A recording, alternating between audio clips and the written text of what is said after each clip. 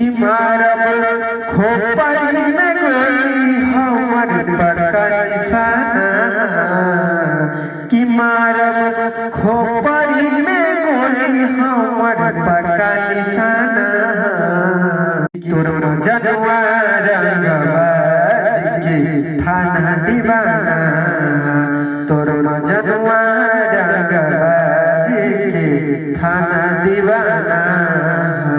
ये सॉन्ग प्रमोद प्रेमी जी गाए हैं। यह सॉन्ग बहुत ही कम समय में 8 मिलियन प्लस लोगों ने इस सॉन्ग को अपना प्यार दुलार दिया है।